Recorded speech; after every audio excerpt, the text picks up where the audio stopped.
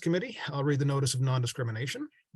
You are invited to participate in our transportation planning processes regardless of your race, color, national origin, including limited English proficiency, religion, creed, gender, ancestry, ethnicity, disability, age, sex, sexual orientation, gender identity or expression, veteran status, or background. I will now read the ANF committee meeting guidelines. All the participants will join the meeting with muted microphones. Please rename yourself to include your first name, last name, and affiliation. And feel free to put pronouns if you feel comfortable. Participants may mute and unmute themselves. Always remain muted unless you're actively speaking, please. To participate in the discussion, please select the raised hand function. You can find this by clicking on either the participants button at the bottom of the screen, and a window will pop up with a raise hand button at the bottom, or the reactions button in the toolbar. I will then call upon participants in the order in which hands are raised or I see them. If you're on the phone, you can use *9 to raise your hand. If you have any technical difficulties, please contact Mr. Jonathan Church via the chat box, via email at jchurch@ctps.org, or by phone at 857-702-3709. Next slide, please. I'll now read the accessibility statement. This meeting is accessible to people with disabilities. Zoom products are compliant with exceptions with the following standards: Web Content Accessibility Guidelines 2.1 Level AA Standard and Revised Section 508 Standards. If you require any additional accommodation in order to participate fully in this meeting, please contact Mr. Jonathan Church, MPO staff at jchurch@ctps.org, or 857-702-3709. Okay, we'll now do introductions. I think most everyone knows who is here. My name is Brian Kane. Jonathan, why don't you call the roll to ensure we have a quorum, please? Will do. Eric Barassa. Here. Derek Cravat. Here. Leonard Diggins. Here. Dennis Giambetti. Here. Quorum is called and everyone is here, Mr. Chair. Thank you very much. We'll now move on to public comments. If there's anyone who would like to make a public comment, please use the raise hand function and you will be called upon to make your comment. I see there's 13 participants here, most of which are MPO staff and committee members. I also would like to welcome Jackie from the Cape Ann Transit Authority. And I don't see anybody using the raise hand function at this time. If at any time during the meeting you would like to speak, please use the raise hand function and we'll be happy to try to hear from you. All right, item 3 is the summary of the October 6th, 2022 meeting. These materials were provided to you, and I wonder if anyone has a motion at this time to make. Make a motion to approve the meeting summary. Thank you, Derek. Is there a second? I'll second that. Thanks, Eric. Jonathan, why don't you call the roll, please? Brian Kane. Yes. Eric Barassa. Yes. Derek Cravat. Yes. Leonard Diggins. Yes. Dennis Giambetti. Yes. Motion carries unanimous, Mr. Chair. Thank you, Jonathan. We'll now move on to item 4, which is a discussion of the operations plan, standing and ad hoc committees. Tegan Teich, I believe you're going to walk us through this one.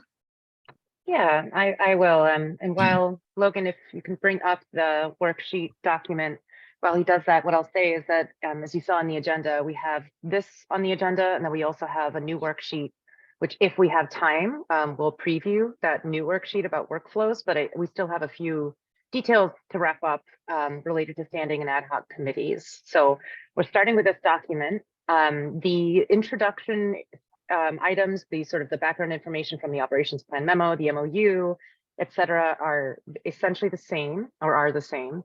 If you can scroll down to the questions, Logan, next.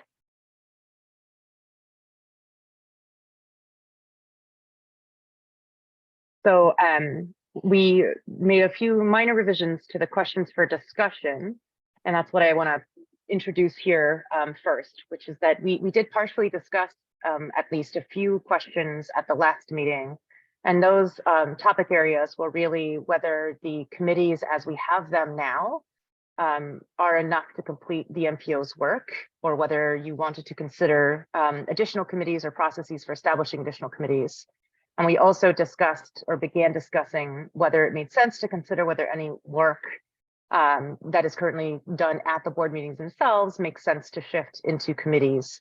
I will say with the caveat that we want to make sure that anything that we shifted would be of of direct interest to the committees, but not necessarily something that the board as a whole would miss or want to participate in, because that would just sort of create duplication of attendance and need to sort of attend separate meetings.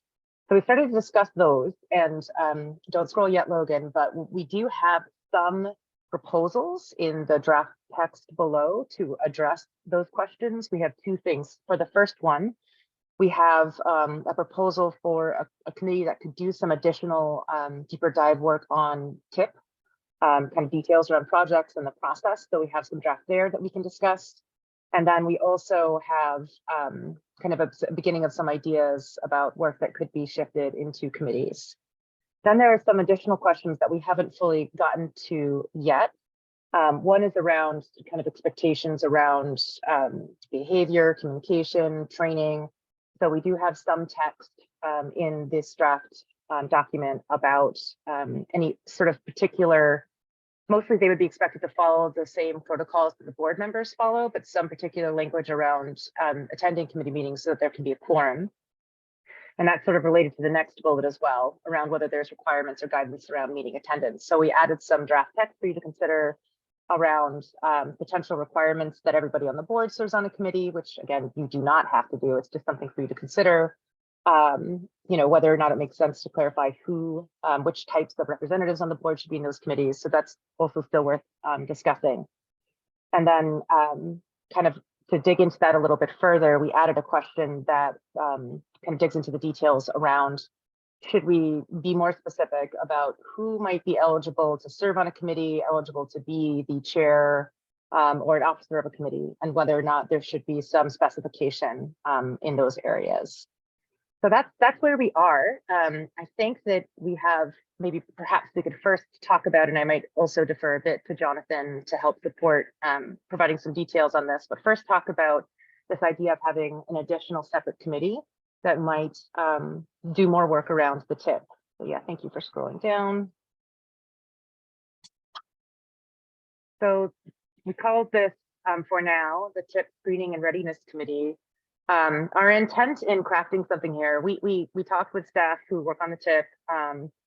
We talked internally about what would be useful for staff, but also what we thought would be useful for board members in terms of this being a subset of the entire board members who might be most interested or most engaged in getting into some additional detail that we don't typically get into at the board meetings themselves.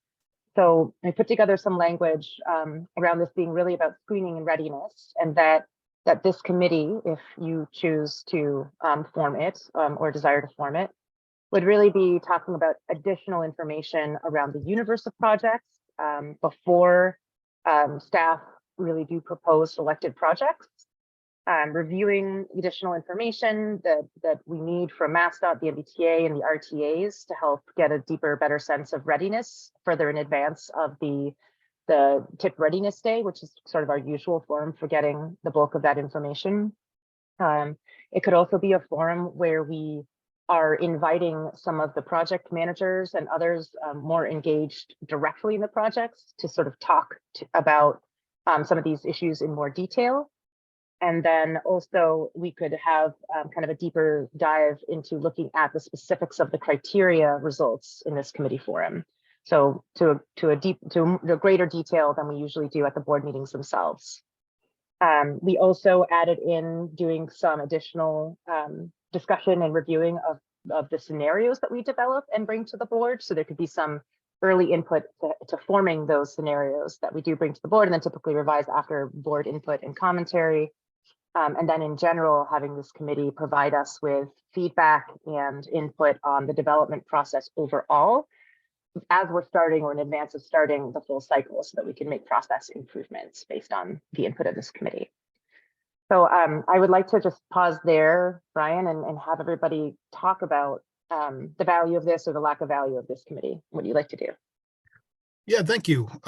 So I guess let me just give you my 2 cents and then we'll go down the hands that are raised. I think there's a lot of value in having something in between the full board and the public with respect to readiness and technicalities. I understand that everyone's going to want to weigh in on decision-making processes around money. I get that. But I think there is a lot of value if we could set up a process where folks, especially project proponents, could be heard during the TIP process. So we could get away from the process where we have 2 hours of public comment on the days when we're going to vote on the TIP, with people not really making comments, they're explaining and they're going through really technical stuff. I think there's a better way to do that, and I think this might be it. But let's hear from everybody else. Leonard Diggins, good morning, sir.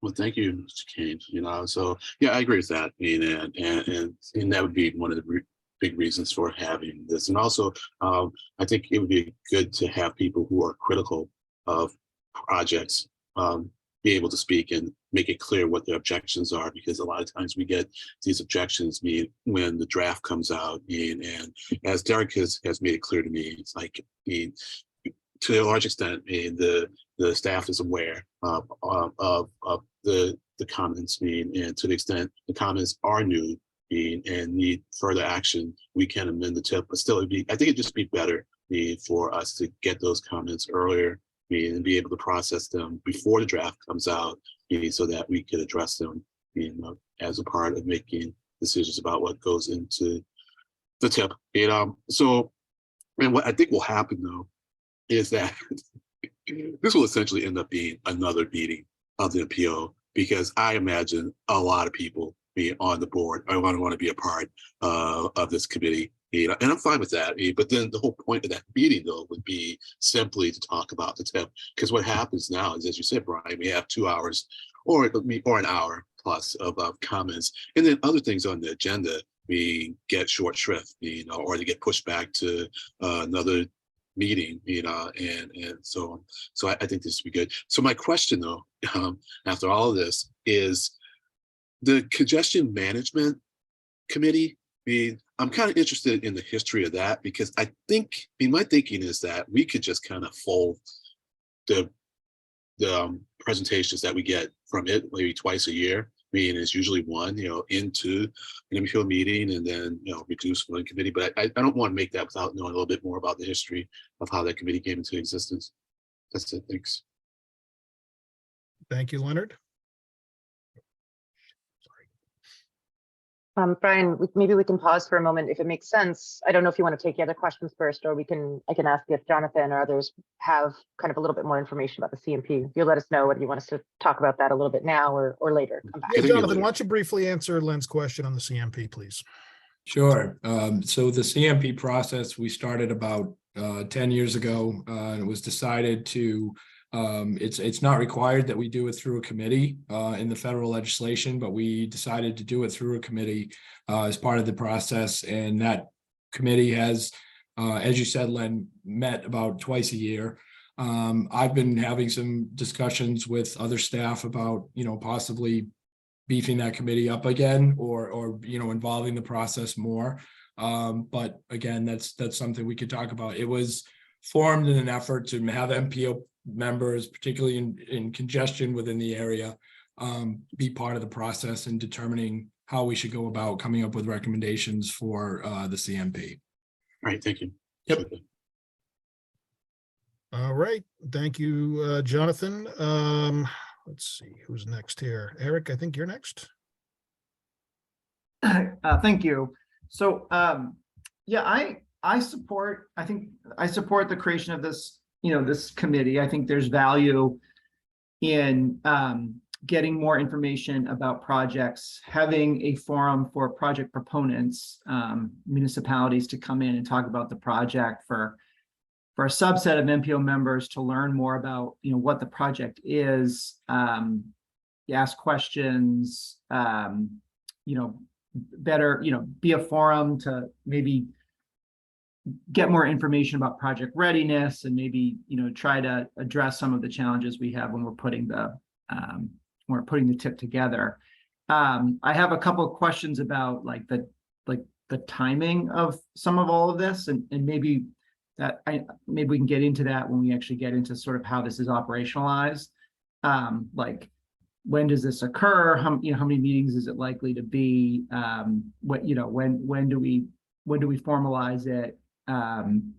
Things like that. I will say, though, that going back to what Len said, I think a major tension is that putting the tip together is I would say is the thing that most MPO members feel like is the most meaningful thing that the MPO does, because it is the direct identification and programming of our federal dollars to specific projects. And so I think this is like the main reason why people devote the time at the MPO that they do is to be a part of that conversation, that discussion. And so I think that we have to balance having a committee that is about getting more information about projects, but not being the body that's deciding what the tip is. And because I think if the committee is actually making a recommendation, then I think everyone will want to be a part of that committee. And the way that we work is like the UPWP committee makes a recommendation, and there's not a whole lot of debate about it. And so I would recommend actually taking out of that bullet point E, the language that talks about recommending a preferred alternative.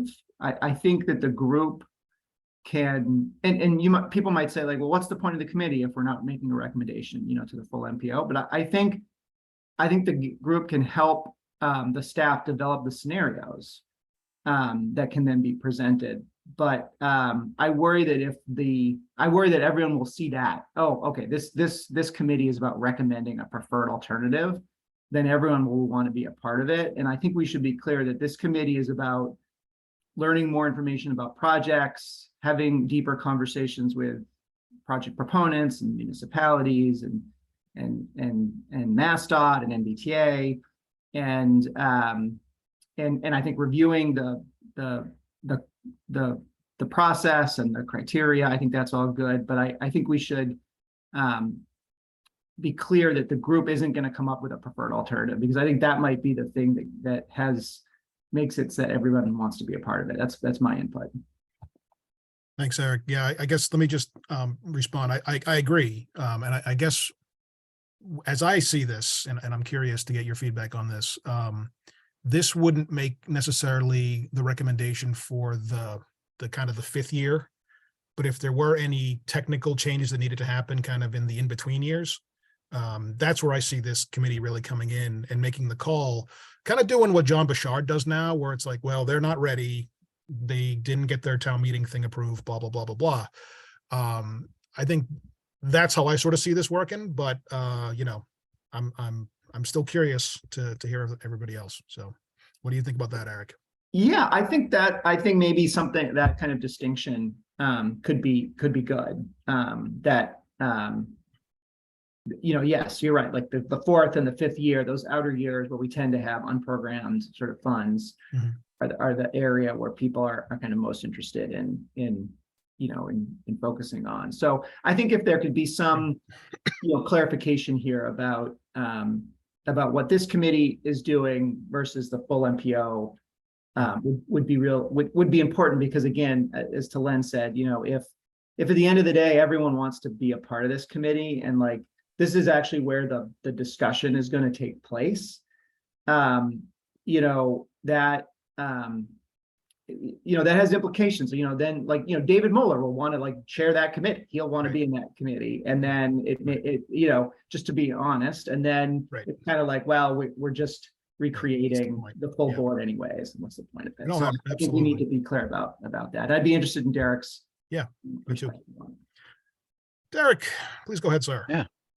Yeah, thank you. I guess first, just a clarifying question, maybe for Tegan. Is this imagined to be the way that you had kind of envisioned it, just for kind of regional target projects?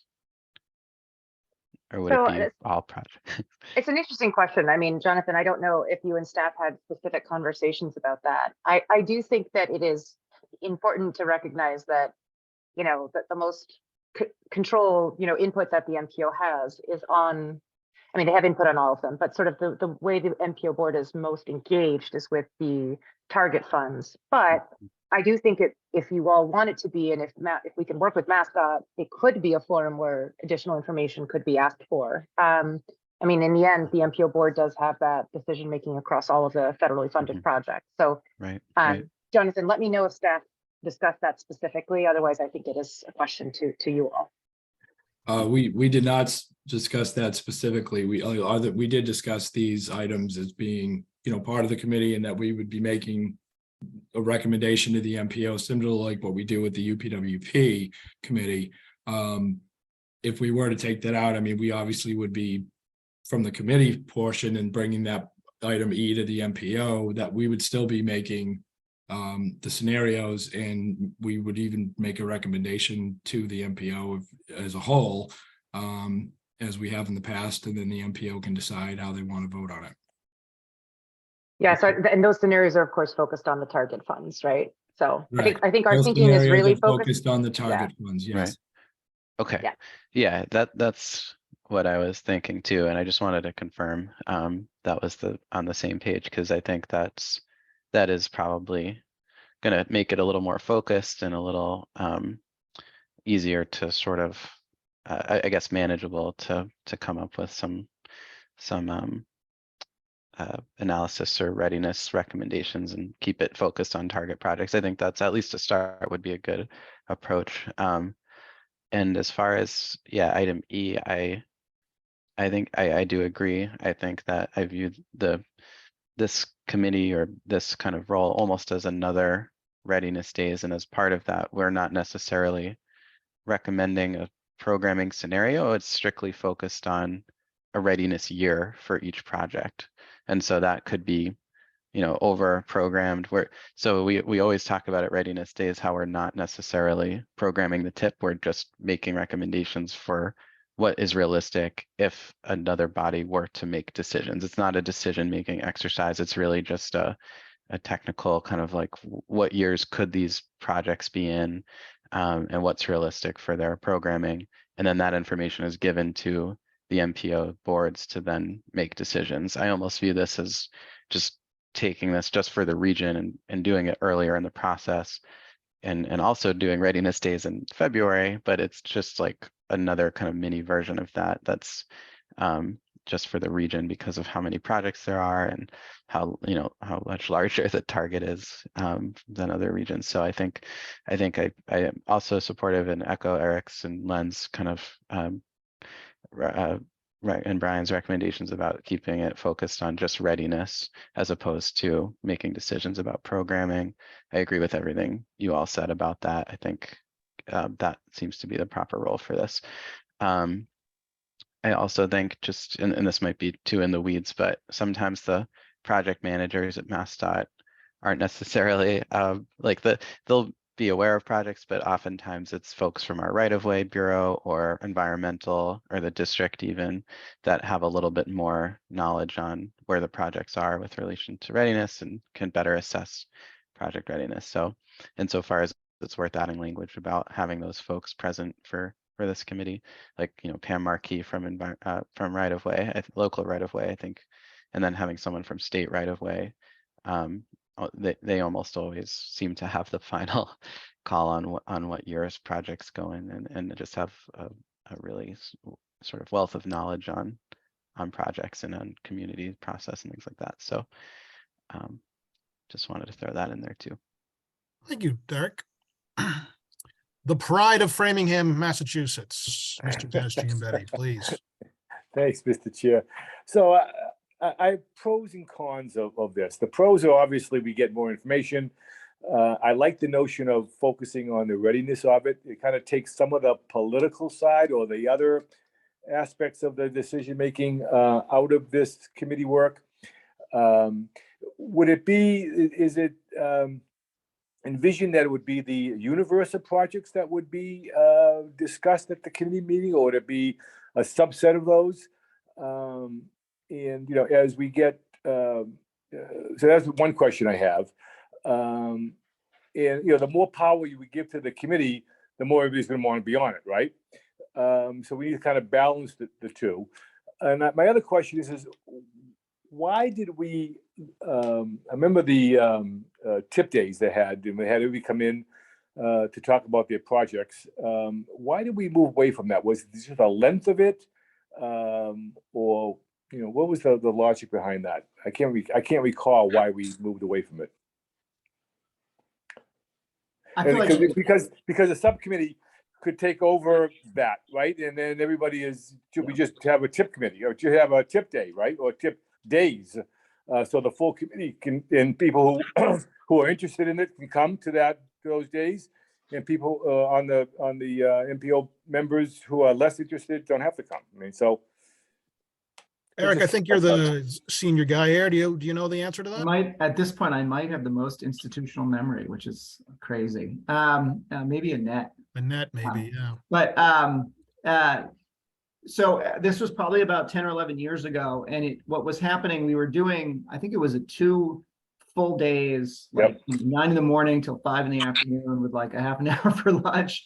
And what was happening was it was becoming like we were slotting people in for like, you know, 15 or 30 minute, not even like 20 minute, you know, interval. And it was completely consultant sort of driven presentations on projects. And there was not really a great, robust discussion of projects. It was somewhat overwhelming. And I think the feeling was that it was not very useful. And that was the decision at the time was to do away with it. You know, hindsight being 2020, maybe what we should have done was actually figure out how to make that process, you know, more useful instead of just, you know, doing away with it. I think now, given the issues we've had with project readiness, and also I think that we don't have as you know, robust discussions about the details of the projects as we used to. I see that this committee could play that role and be very useful. But that was the history, was that there were 2 very long days that were just crammed with kind of canned consultant presentations, and there was kind of no time even for staff or MPO members to kind of dig in and ask questions about the project. Okay, yeah. So my gut tells me that you know, information is power in the TIP process, right? And so if we have a subcommittee that's going to be looking at readiness and other aspects of projects, it's going to be information, and I think members are going to want to be part of that. It'd be interesting to hear, you know, if we think that is true, because if it is, we might as well have the full board do the work and not have a subcommittee. Just that I just think, as a few members have said this morning, is that it's probably the most focused of all the things that we do as the MPO for members, and everybody's very much interested in this process. So for a whole host of reasons, and so I got a sense that everybody's going to want on this committee, right? And so I'm trying to balance the 2, right? That's all.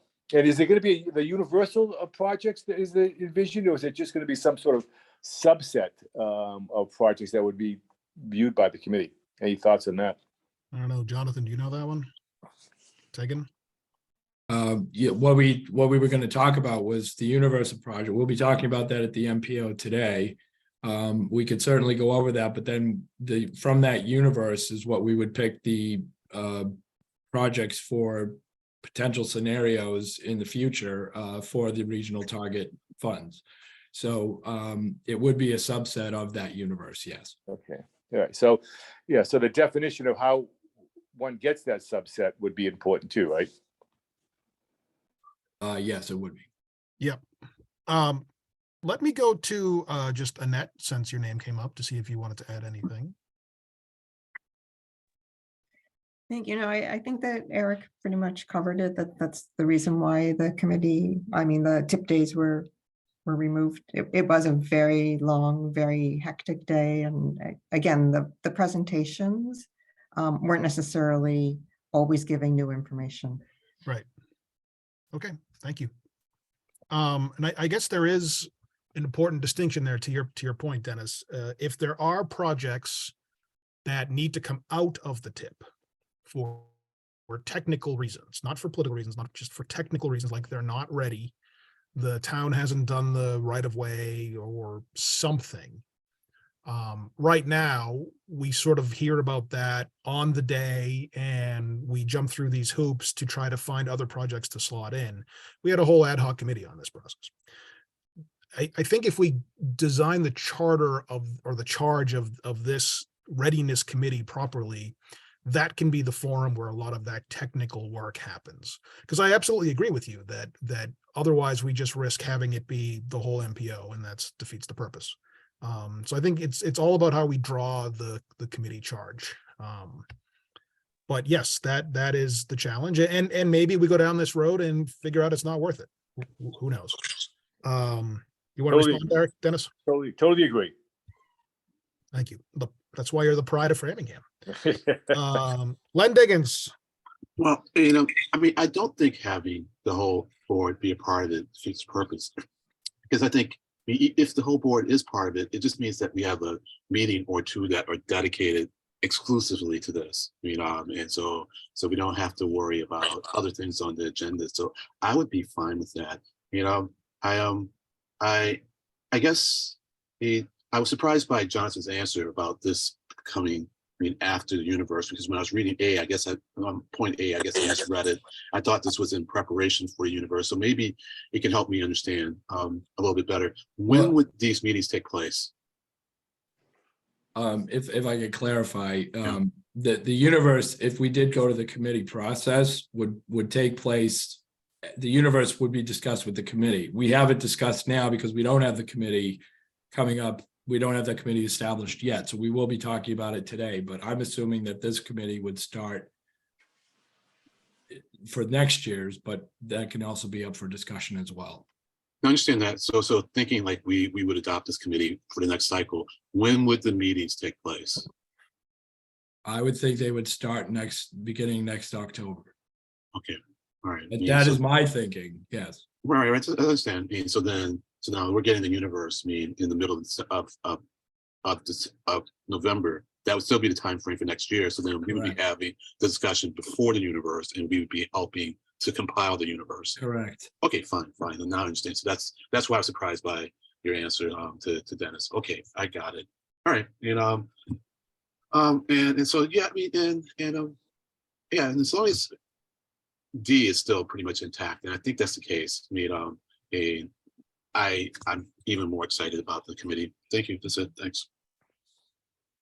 Thank you, Leonard. Go ahead, Derek. Yeah, thank you.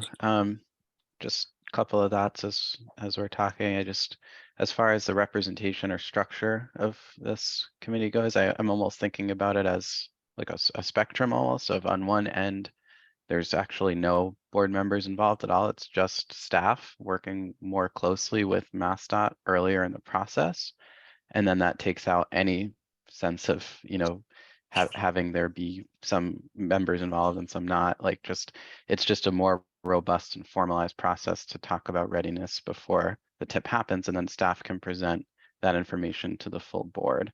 Another option could be just to have, use the sub-regional meetings or some kind of way to just have one member from each sub-region, and then have a really close process to kind of coordinate among them and make sure that representative on this committee is bringing the projects from that sub-region to the committee and has knowledge of the projects that might be discussed there. So those are just two things I'm thinking about as they could potentially be models for how this is structured. I guess is one, just keep, almost just staff, and then one, as sort of a middle ground for not overwhelming it and trying to keep it manageable while also having members involved. But just wanted to throw those out there. I don't necessarily have a strong preference. I just, as Yeah. we're thinking about this and structuring it, just some thoughts I had on how it could be modeled, but Thank you, thanks. Derek.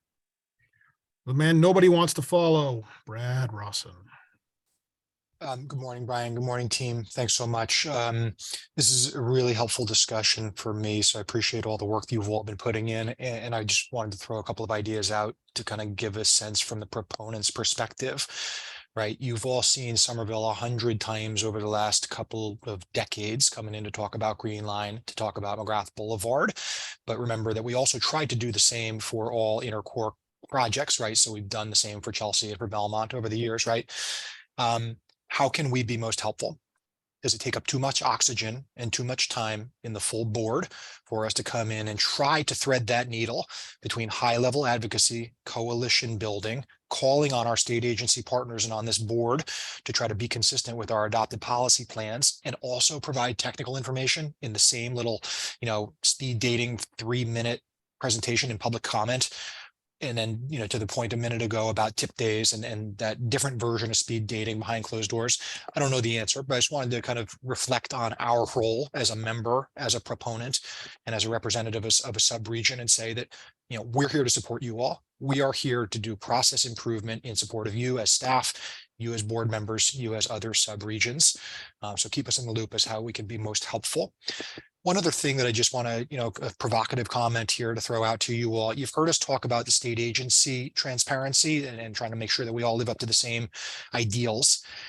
You may not know this, but we've just said goodbye to our incredible colleague, Allie Clayman, who, remember, had served as tip manager at CTPS at the MPO. And then was with the city of Somerville for several years. Now she's going to be on the MBTA capital investment team. I think that this committee can benefit from her wisdom in her new role. And so I don't see any MBTA folks on this call, and just wanted to identify Allie as a crucial thought leader, a crucial partner, working with Jillian and many others in the same way that Derek and David and so many others on the DOT side of the house do. So yeah, here to help, and please keep us in the loop. Thank you. Thank you, Brad. Eric, you can follow Brad, so I don't have to. As Brad, was speaking, it also made me think like, like I think one of the challenges with the tip development is that, we have a lot of public comment at the same time. And that's why sometimes those meetings get very long. And so I think if we could, another benefit of this committee could be, and of course, the committee will take public comment, but it might be that it's not drawing as much public comment because we're not, again, this is not the tip development, committee. And so we would just kind of have more time. I think that's the challenge at those MPO meetings is we get an hour plus of public comment. And then by the time we get ready to talk about the projects, people start to, get kind of lose energy, and we just don't, as Brad called it, 3-minute speed dating. Like, the projects, warrant more conversation about readiness and what they're doing than I think what we're already giving to them. So just wanted to add that. Thanks, Eric. Yes, absolutely. And I guess what I'm taking away from this conversation is there seems to be a growing consensus that we can do something that's technically focused, not politically focused. If there are projects that don't need to be kind of tinkered with, for lack of a better term, then we probably don't need to really talk about them as much as we do the ones that need a little help. But I guess let me see if I can do this, because we do have to kind of move forward. And Dennis, I'll get to you in 1 second. This might be worth a full board discussion, just to get a sense of what our colleagues think. And if there is a sense that it's not worth doing, or that everybody will want to be on it, then we'll know.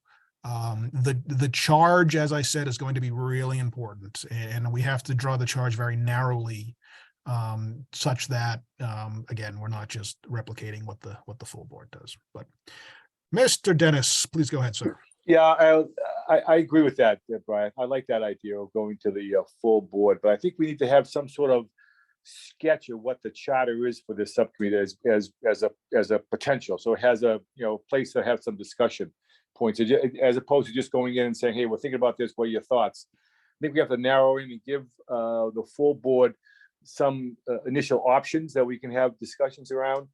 And the reason why I say that is because, as I said earlier, the more influence or power you give to the committee, the more people are going to want to be partake in it, right? And just going from the universal list to a subset is influential, right? And there may be, a majority of the projects may fall off because of, it's easy decisions to make, but there's always, a handful that are very difficult decisions. Is it ready, not ready? Should it be on, it should it not be on? Those are the ones that are going to have, people going to want to have input on, right? And so I guess my recommendation would be is to have a shell of what the charter of this subcommittee would be, and then kind of present that as a talking point for the full member and see what their sense is, as opposed to going in with a blank slate. You read my mind, Dennis. So Tegan and Jonathan et al., I'm going to turn to you and say, please read our minds. And try to start thinking about a charter or a charge that based on what you heard here today. And I guess I would suggest you err on the side of a narrow focus as opposed to a broad focus. That Understood. makes sense. Absolutely. We'll work on that and share that in advance and then talk about getting it on an agenda, the chair and the vice chair. Great. Thank you. So do you want to move us on to the next one, Tegan? Yeah, so with limited time left, I'll try to just give a very brief summary of I think some additional things you could consider in this write-up. So I mentioned that there are some remaining questions around expectations, around joining committees, meeting attendance, etc. So one of the things you'll notice is in B, there's a new phrase in here, just again for your consideration, that says that board members shall join at least one MPO committee meeting. We do not have to make that requirement. It can be entirely voluntary, but it's just worth considering what you want to state as expectations for board members and their participation on committees. And if you don't like to put any, criteria on that, we can completely remove that and just say that everybody has the option. In addition, because we do need a quorum for these committees to be successful, we added some language towards the end. We go down to C. That just says that, we're asking that committee members make every effort to attend every committee meeting, and if you're not able, to inform the staff and the chair. And then also some mention about an ability to assign an alternate, designee. So again, those are some areas of consideration for you all, and maybe you can spend the last few minutes giving us some guidance on how strongly you feel about those, or if you want us to make specific recommendations. So yeah, let me, I'll respond to that and then we'll turn to Len. Dennis, is your hand up from before or do you want to wait on this? Just let me know when we get there. So I guess when I read this, the thing that jumped out at me is that it's not a selection, but it's an election. And I think it's important to make it clear that committees and membership on committees are elected by the membership of the full body, which is the group authorized to do the work. So in essence, it's the full body delegating some of its authority to a committee to make recommendations or deal with certain topics, and then electing the folks who will do that work for them. So for me, I think it's important to just make that clear. And then with respect to making everyone participate, I don't see that as a requirement necessarily. I think it would be nice if folks could do the work and help. But I know everyone's circumstances are different. But let's hear from everybody else. Go ahead, Len, please. Yeah, I definitely agree about not requiring people to be a part of the committee. That should be strictly voluntary. If they have the time and desire, they should. That should be it. I think you're talking about 1B, respect to selected or selected. I wasn't thinking that people are elected to be on the committees either. I mean, they volunteered to be on the committees. I mean, so I saw that word selected as a little awkward. And I would have just replaced it with, determined by whomever volunteers to serve on a committee, because right now we don't elect anyone to be on like the UPWP or even this committee, as far as I know, and so we'd be putting a new process in place, which I guess is what we can do, but and that would be fine, I guess. But if it's going to be voluntary, then I don't know. I'm ambivalent about it, leaning towards like not adding that level of complexity, but that's all I have to say. And with respect to quorum, the 2/3 is a little interesting. We normally say half, plus one, so 2/3 is a really, I think, a high bar. Now granted, most of the time when you don't meet quorum, you just don't vote on things, you still have the meeting, so it wouldn't really stop us from getting things done. But that's just an unusual number. Thanks. Thanks, Len. Yeah, I guess as I think of it, it could also be, you could be appointed by the chair or elected by the peers or a combination of both. But I guess I'm not going to be too dogmatic on that. Go ahead, Tegan, please. Yeah, I did just want to clarify that I absolutely hear what you're proposing or that you're saying, Brian. It isn't how the process occurs now. It is more on that voluntary basis. So if you all wanted to be more explicit about who can join a committee or how that process works, we would need to add that in here. Right now, the way we work it is volunteer basis. And then the chairs we are proposing to sort of formalize better an annual election of a chair of each committee. But again, right now, there's no restriction or clarification on who could serve as chair of those committees or any additional officers of any of those committees. So we base that on how it's operating now because we haven't heard a huge push to change it, but definitely if you'd like us to explore other options, we can. So yeah, I guess I would ask you to flesh that out a little bit more for next time. I agree. So the way my organization does it is there's an election at the annual general meeting every year. And it's not like a roll call or on all things. It's more of a general consensus vote that the chair recommends these committees with these charges and these members and these committee chairs. Then you call the vote.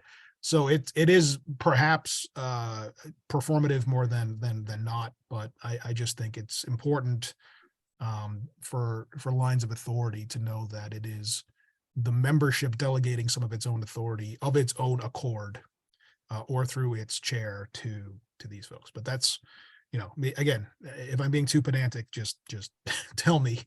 We don't want to have to go through a whole process here if we don't have to. I also agree with Len that 2/3 is probably too high, especially if it's not a kind of quote unquote controversial vote or controversial matters. If the only thing the committee is doing that day, for instance, is hearing presentations and approving minutes, 50% is fine, but that's just me. Len, is your hand up again? Yes, no, it's up again. And that's to say, so understanding what you were getting at about the elected aspect of it, I guess I would not call it performative. I just call it a formalization of the process. And so I'm on board with that. I get it. And so, and so, yeah. And also, I think I was misunderstanding an element of what you were getting at about elected. When it comes to the officers of these committees, then they are being elected by the members of the committees. So whereas I was perhaps maybe a little strident as I tend to get, about my opposition to it. I understand where you're coming from and I support it. Thank you. You are the most strident poet laureate that we have, Leonard, for sure. I can do it in haiku too. Okay, cognizant of time, Tegan, you feel good on that? Do you feel like that gives you enough to work with? Jonathan, everybody? Yeah, just to re-summarize, we'll make some edits, but one of the key next steps will be to create that framework for some options for what a TIP selection committee, not selection, I'm sorry, the name that's in the document, committee would look like, and we'll work with you on a discussion with the board. It does sound like we'll make a few more edits and there may be a little bit more discussion to finalize this particular worksheet before you then move on to the workflow. Mhm. So maybe in the next meeting, we'll plan on some time on this and then some time to get started on the workflow. So we'll push back our schedule a little bit. Okay. But yeah, Yeah, and try to put some dates around this, not obviously not like specific dates, but general. we should timeframe. add this into the timeline consideration, right, of where this sits relative to other things. Yes, Yes, absolutely. please. Yeah. Okay, anybody have anything else? Okay, seeing none, is there a motion to adjourn? So moved. I'll second. Oh, I was gonna say without objection, we're adjourned, but you seconded it. Ah. I'm not sure David has the authority to do that, but I think it's great that he does. So we'll just adjourn. Thanks, everybody. We'll see you in 8 minutes. Have a good day. Same. Okay, Thank bye-bye. you all. Everyone. Bye.